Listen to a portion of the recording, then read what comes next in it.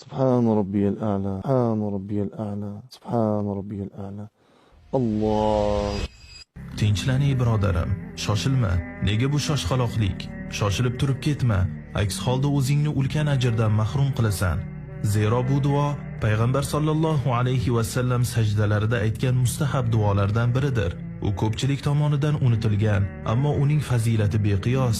Bu duo hayotimizga baraka, namozimizga esa xushu baxsh etadi. Agar kimdir namozda vasvasaga berilsa yoki chalg'ituvchi fikrlar girdobida qolsa, men unga ushbu duoni o'rgataman. Ammo bir shart bilan, uni yodlab ol, shunda unutib qo'ymaysan va uni boshqalarga ham ulash. Payg'ambar sollallohu alayhi va sallam sajdalarida nima derdilar?